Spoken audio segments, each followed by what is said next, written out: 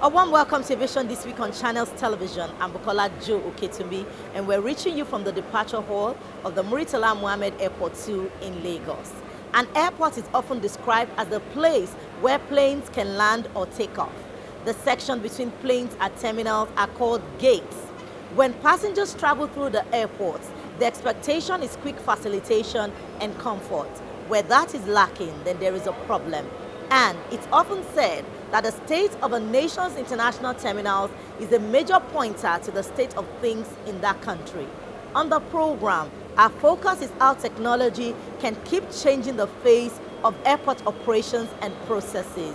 Plus, more countries lift COVID-19 restrictions on passengers. Our background report is next.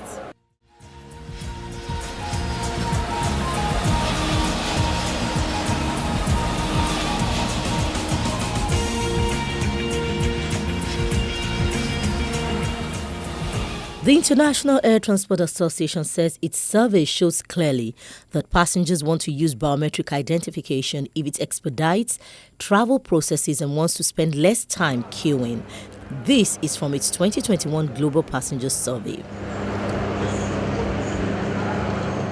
The report also states that before traffic ramps up, there is a window of opportunity to ensure a smooth return to travel post-pandemic and deliver long-term efficiency improvements for passengers, airlines, airports, and governments. So if the goal is to deliver long-term improvement for passengers, Nigeria may have to take a cue from this report as issues of corruption plagues Nigeria's premier international airport in Lagos. Extortion at the airport didn't start today. So, it's just that COVID is giving them another opportunity to extort. So what I tell my members, that's why I said this is not the time for anybody to say, I don't need a travel agent. Because what I tell my client, I had a group of visitors coming from America. You know what I told them? I said, see, this is your right. This is the things you need to do. I got them everything that they need to have. And I said, you have all your complete documents. Do not allow anybody. These are your rights. So I made them understand their rights. So even when they came and there were opportunities for them to be extorted, they spoke with so much boldness because I had told them what their right is. So by the time they finished and came out of immigration, they called me and they were like, the information I gave them was very useful. And that was how they were able to scale through immigration. Here at this meeting, how the airport would overcome this challenge is the center of discussions. Henceforth, all violations, any and all violations recorded or caught, fine will escalate, not necessarily within the airport anymore. We will write to the department at the airport, we will write to the agency or companies on headquarters to inform them, and the violator will lose his ODC. The ODC is on the on-duty card, which means you lose your access card into the terminal, and we agreed it will be permanent. While the federal government-owned airports battle for sanity, the Muritala Mohammed Airport 2 in Lagos, which is the first build, operate and transfer terminal, appears organized. What exactly is responsible for this? We have a structure in place, right from the top all the way to the bottom. And the structure we have is to ensure that everybody is actually doing their job based on various units. We have different supervisors, we have different managers in charge of different units. When you think of an airport, people just think of a space where you can just come in, get on a flight and leave. But an airport really is a commercial space where we have other activities here. 214 from Accra. And just how much is technology driving the operations here? Every part of our business has one software or the other that is driving it. Like in our cargo system, we have what we call cargo management system, which we use in processing cargo seamlessly. For passengers facilitations, for the airlines, we have what we call racer system, which helps the airline to process passengers right from the check-in desk onto when they enter aircrafts. We have the one we call Bagheera. Bagheera is used in scanning even hand luggage and baggage before they enter aircraft finally.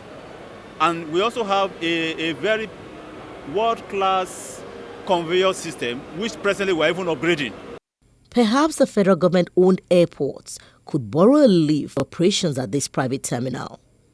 Away from this, fingers are also pointing in the way of multiple agencies operating at the international terminals as the reason for the high level of corruption.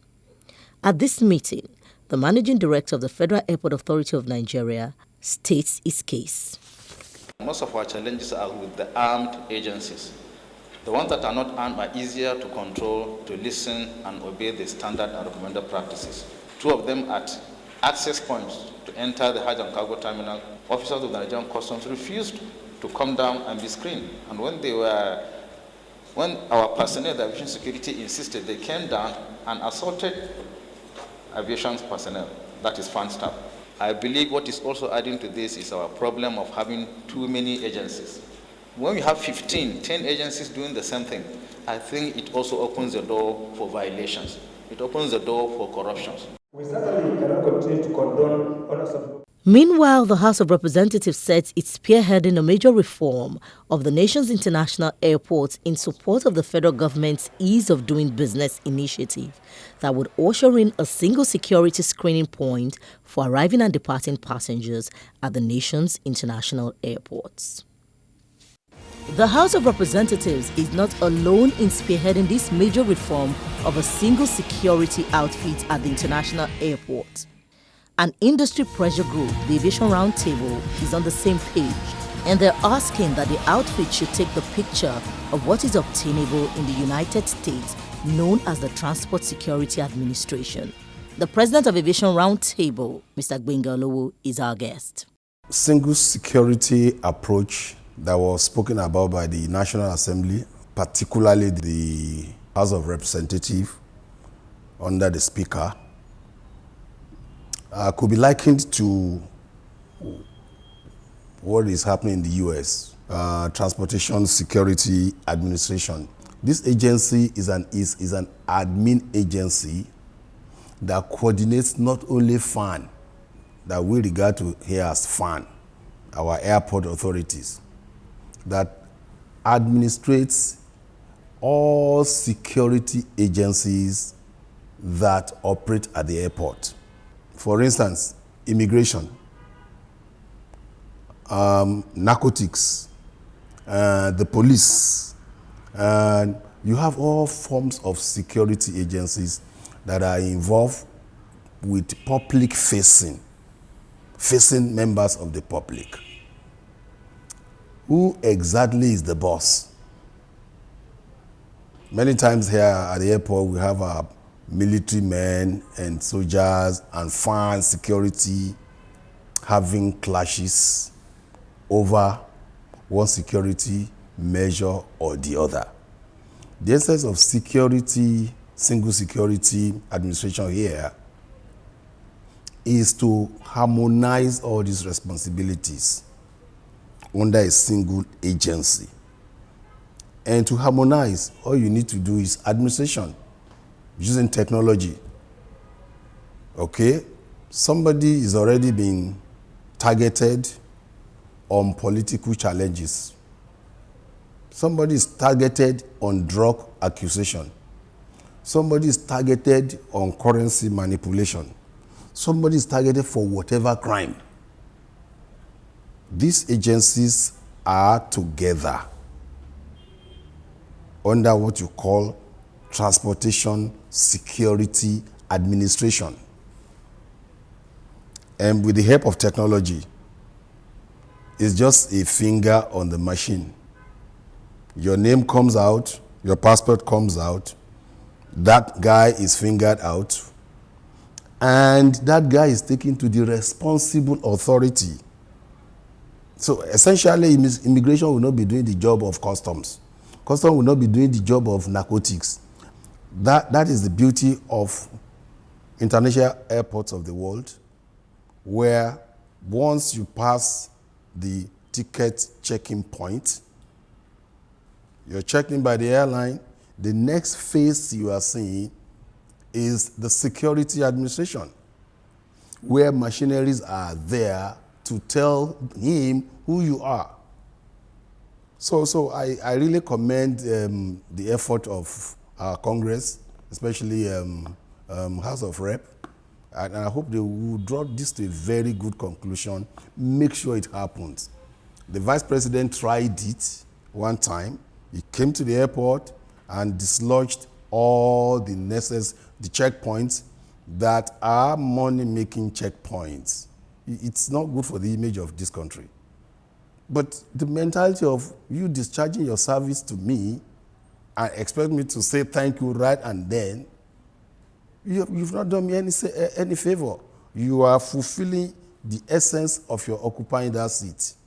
I think that Nigerians have to appreciate that any of us that is privileged to occupy an office, you are in that office to discharge a duty. And particularly security agency, there is the oath of the office they swear to. You want to discharge that service to the best of your ability. The Makurdi Airport is set to begin welcoming commercial flights after the Federal Airports Authority of Nigeria, the Nigeria Air Force, and the Benue State government on Monday signed a memorandum of understanding for the resumption of civil flights. The signing of the Joint Users Agreement would enable smooth operations of civil flights from the NAF aerodrome in Makurdi, which was earlier restricted. On the side of the Nigerian Air Force, we see this as yet another indication of our corporate social responsibility and the need to continue to maintain a very good civil-military relationship with our host communities. The Benue State government has been a very good partner in progress. They've been instrumental to so many things that have happened in the Nigerian Air Force. And this is one little way we can reciprocate their continued support and efforts by ensuring that civil airlines are allowed to fly into Makurdi. And as that commences shortly, we see the multiplier effect manifesting in the economy and in the social life of the good people of Benue State. The 5-day event saw a vast array of cutting-edge weapons and advanced fighter jets brought by over 1,200 exhibitors from 148 countries and regions. Over 160 aircraft were on display, including commercial, military and private jets. Boeing, Airbus, Bombardier and others all showed off their latest and greatest. We have been through 2 tough years, but what we see now happening is a really good signs for recovery.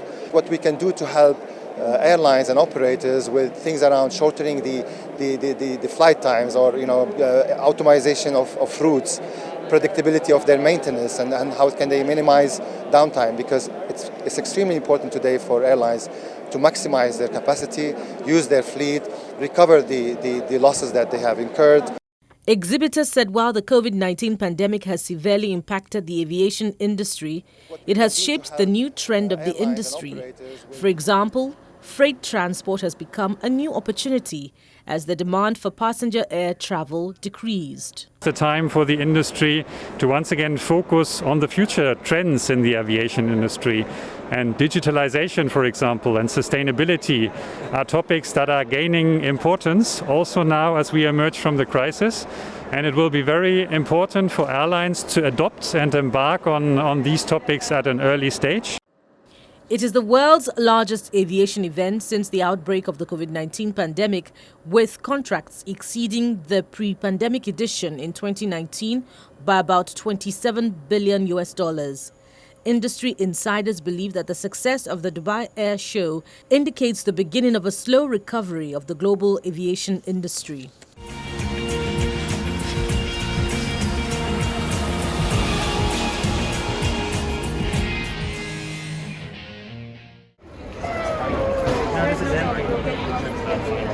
The U.S. Transportation Security Administration expects to screen about 20 million air passengers during the busy Thanksgiving travel period. The TSA said airport security checkpoints nationwide will be busy in the period starting from November the 19th and will run through November the 28th, and that passenger volumes may be very close to pre-pandemic levels this holiday.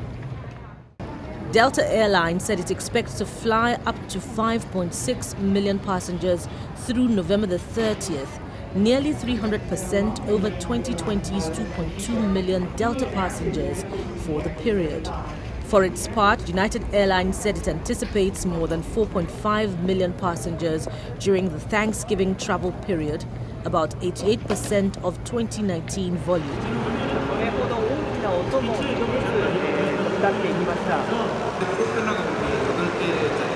South Korea has demonstrated a system for controlling urban air mobility vehicles, which it hopes will serve as taxis between major airports and downtown Seoul by 2025, cutting travel time by 2/3. A pilot flew a two-seat model made by Germany's Volocopter at Seoul's Gimpo Airport to test and demonstrate its control and coordination. Powered by helicopter-like rotors for vertical takeoffs and landings, the craft demonstrated can be piloted or operated autonomously without one. It's a great feeling as always flying, but especially with this new kind of flying, it's very different than flying helicopter or aircraft. It's something new, and it's very exciting for me to be part of this new development in the aviation. Last year, South Korea announced a roadmap to begin commercial urban air travel by 2025. The Transport Ministry estimates that such services could cut travel time for distances between 30 to 50 kilometers from an hour by car to 20 minutes by air, and a trip from Untitled International Airport to Central Seoul, 110 won or $93. When passengers are on board the UAMS, a pilot must man the craft to ensure safety, a travel ministry official said, adding it will also aid acceptance by the general public.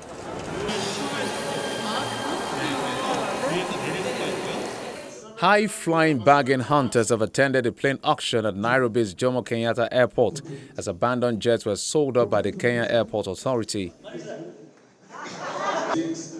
About 100 would-be buyers watched as 73 aircraft were offered, with one of them, a Somali Air Force jet, going for as little as $700 US.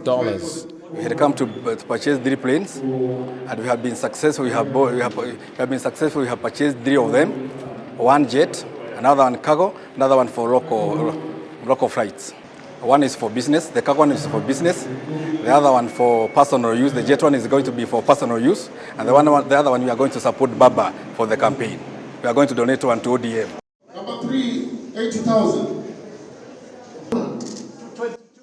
One of the buyers, David Winston, who snapped up a McDonnell Douglas DC-914 aircraft, said he was going to turn it into a bar and a restaurant. Well, we came to the auction on the spur of the moment. We are going to look at, we bought a big enough plane, and we're going to turn it into a bar and restaurant. And it's a novel idea, it's new, it hasn't been done yet. I think there's a small one in a place called Kitengela. But we're going to be a bit closer to Nairobi Centre, and hopefully it'll bring business. Yeah, same as building a building, isn't it? In all, just 16 planes were sold, with the rest expected by the authority to be sold in the 5-day-long auction.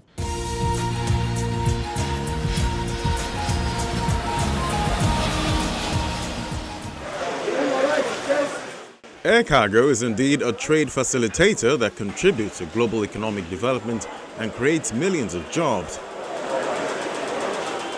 Air cargo transports over $6 trillion worth of goods, accounting for approximately 35% of world trade by value. Figures from the International Air Transport Association for September 2021 showed global demand, measured in cargo ton kilometers, was up 9.1% compared to September 2019, compared to pre-COVID levels. There is a benefit from supply chain congestion as manufacturers turn to air transport for speed, but severe capacity constraints continue to limit the ability of air cargo to absorb extra demand. For African airlines, international cargo volumes increased by 34.6% in September, the largest increase of all regions for the 9th consecutive month. The COVID-19 has really lowered the passenger figure and also have an increase globally on the cargo figure. Actually, the IATA is projecting $175 billion in terms of revenue for cargo. But unfortunately, that is not the case in Nigeria. What we have in Nigeria, or what we are having in Nigeria presently, is slight increase, which is not that sustainable due to so many factors. While Africa benefits largely, Nigeria benefits minimally as challenges back home affect cargo movements, especially the inadequate export capacity. What we have observed now is that the duty payments and the exchange rate as well is affecting our clients. One, they have difficulty in remitting funds, when they buy spare parts, tools, chemicals, raw materials that they pay in USD, they are beginning to have difficulty in paying for them because of the exchange rate, one, and then ease of procuring these forex. Even when they go to the banks, it takes time to be able to get their allocation. So that's the one part. As African Airlines recorded a 62.2% decline in passenger traffic demand despite a moderate improvement globally. The minimal global surge was driven by recovery in domestic markets, in particular China, where some travel curbs were lifted following the COVID-19 outbreaks in August. IATA's Director General, Willie Walsh, said September performance was a positive development. We're certainly on the path to recovery. The reopening of the US, the announcement that the US would open to European travellers, that's been a great boost. We were disappointed earlier in the year that it didn't happen. It was a very pleasant surprise when it was announced that the US would open for vaccinated travellers in November. We still forecast losses in the industry in 2022, but the losses will have significantly reduced to about $12 billion US.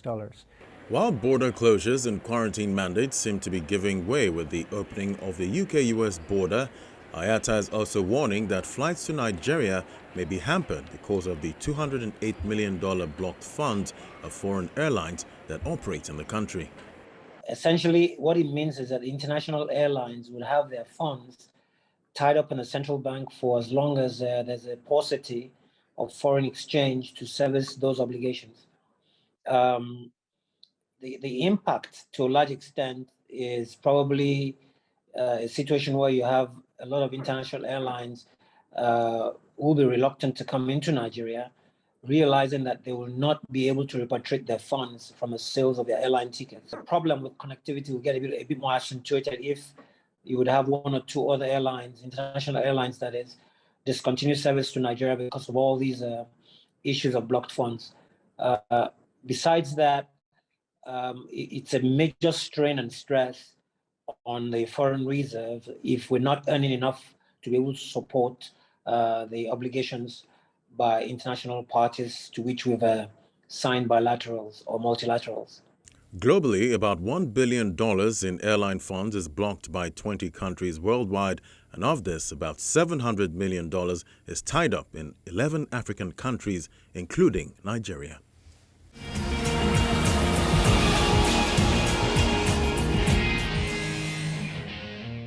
This is where the program comes to a close. Thank you so much for staying with us. I'm Bukola Joe Oketumbi. See you next time.